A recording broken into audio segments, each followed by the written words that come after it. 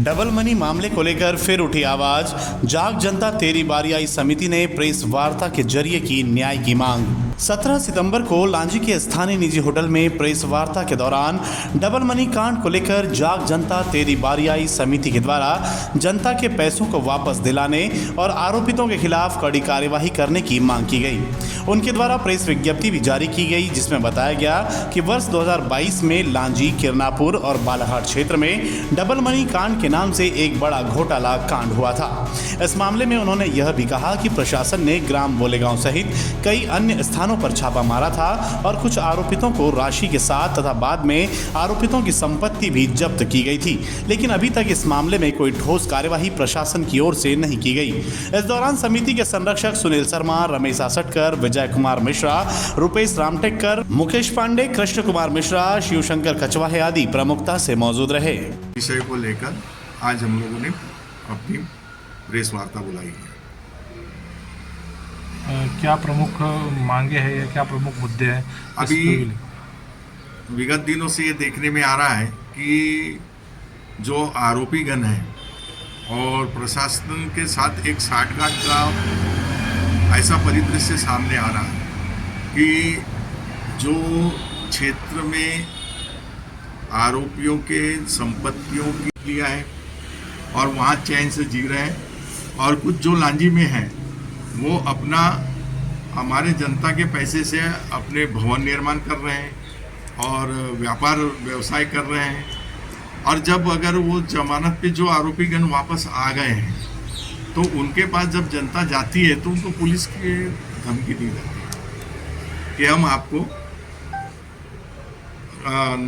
अंदर करवा देंगे, हमारे पास पैसा नहीं है।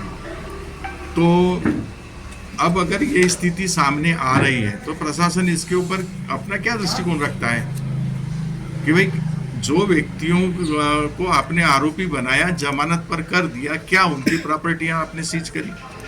कितने लोग ऐसे हैं कि जो पहली एफआईआर होने के बाद बाकी जगह की जब एफआईआर हुई है और जो आरोपी बनाए गए तो इनकी कौन सी प्रॉपर्टियां आपने सीज करी है, कौन सी संपत्तियां कुर्क करी है?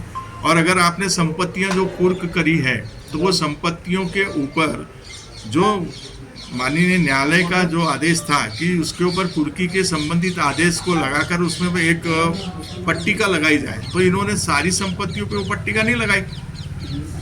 अब ये पता चल रहा है कि ये लोग प्रॉपर्टी बेच रहे हैं, जिसकी जानकारी हम प्रशासन को देने जाते हैं तो पुलिस में कंप्लेंट करने जाते हैं तो पुलिस उसको राजस्व का मामला बताता है और भगा देता है। अभी एक मामला बीच में आया विजय मिश्रा जी के वार्ड नंबर 3 में, जो उनके बगल में ही है, कोमी नामाडारे के यहाँ पे इनकी भी राशि लगी हुई है। तो जिस वक्त इनकी जमानत हुई थी तो कोमी नामाडारे वगैरह जब वापस आए थे तो उन्होंने ये बोला था कि भाई तुम्हारे बगल में जो प्लाट लगा हुआ है वो प्लाट आज से आपका है।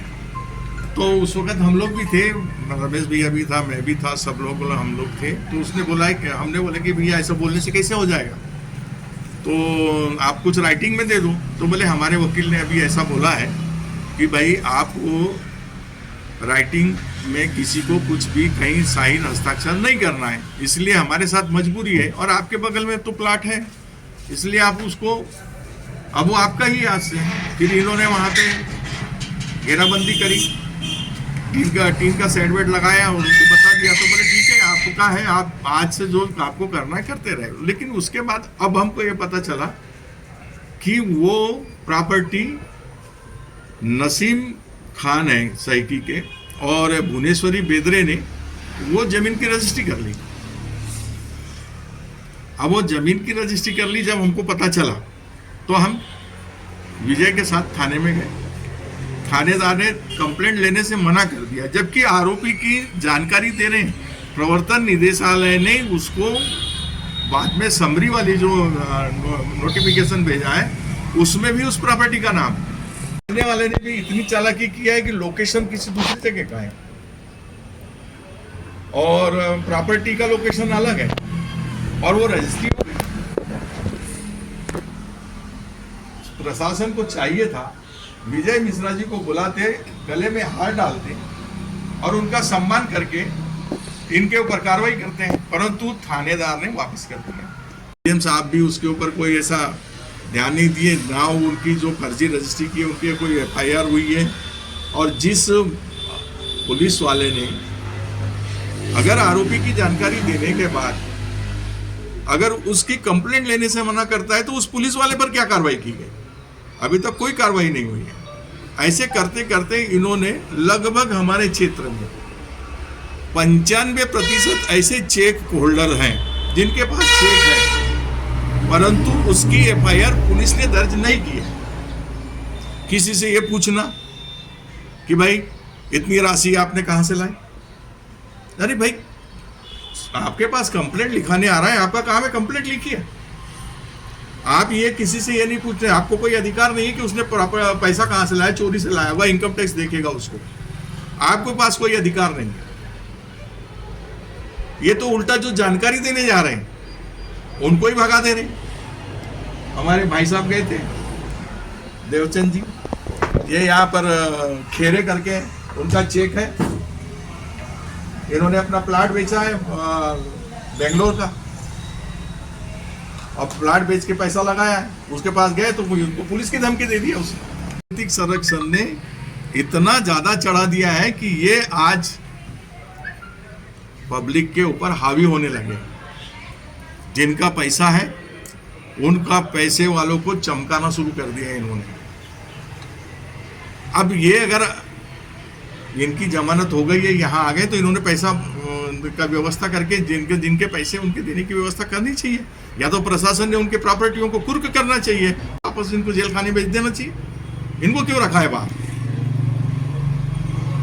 और अगर आपने जिस धाराओं में वहां मामला बनाया है वो धाराएं तो इतनी छोटी छोटी धाराएं लगाई हैं कि कुछ है ही नहीं उसमें। 6-6 महीने की सजा है, इससे ज्यादा कुछ नहीं है, और जमानत तुरंत दे रहे हैं आप। जो पूरा इतना बड़ा पुलिस का कहना यह है कि 2500 करोड़ का है, हमारा कहना है कि 82,000 करोड़ का है। आप उसकी जांच कार्रवाई क्यों नहीं करते? अभी तक हम लोगों ने इतनी सारी की सारी चीजें दी है, अभी तक हमने ज्ञापन प्रस्तुत किए हैं राज्यपाल से लेके हर अधिकारी तक, लेकिन उसका एक भी जवाब हमको आज तक प्रशासन ने नहीं दिया है। और ना ही जो इससे संलिप्त राजनीतिक और प्रशासनिक व्यक्ति है उनके ऊपर कोई जांच नहीं की। अब उनके ऊपर भी जांच होनी चाहिए थी, लेकिन इन्होंने जांच नहीं कराई, और केवल 2-4% चेकों का इकट्ठा कर इन्होंने एक मामला ऐसा पुलिस ने बनाया है रफा दफा करने के लिए। और उनके जो एजेंट्स हैं वो यहाँ पब्लिक को तारीख पे तारीख देके गुमराह करते जा रहे हैं, जिससे वो ना तो पुलिस के प्रशासन के पास जाए या कहीं कोई दूसरे क्षेत्र में जाए। इस तरीके का एक माहौल यहाँ पे भ्रम का बनाकर और समय व्यतीत किया जा रहा है, और समय के साथ सारे सबूत नष्ट किए जा रहे हैं। जितने इनके वाहन थे जो सुपुर्दगी में दिए गए, आज वाहन कहाँ है? क्या पुलिस प्रशासन जा रहा है, देख रहा है? नहीं देख रहा है। इन्होंने संपत्ति कुर्क की थी, लाखों करोड़ों रुपए का उसके ऊपर सामान रखा हुआ था, लोहा, सीमेंट, ईटा, कहाँ है? टीन की सेट सब गायब है। पुलिस प्रशासन क्या कर रहा है? अगर आपने उसकी संपत्तियां कुर्क करी है, अगर वो संपत्तियां बिकते जाएंगी, चलते जाएगी, तो फिर सरकार आम जनता को पैसा कहां से लौटाएगी? उसकी सुरक्षा करने की जिम्मेदारी किसकी है? प्रशासन की है, यहाँ के राजनीतिक पार्टियों की है। लेकिन जब इस तरह की कार्रवाई हम लोगों के द्वारा जाकर प्रशासन को सूचित किया जाता है, उसके बाद प्रशासन वो कार्रवाई ना करते हुए आज मेरे ख्याल से लगभग 2-3 महीना हो रहा है, 3 महीने में कोई एफआईआर दर्ज नहीं की है।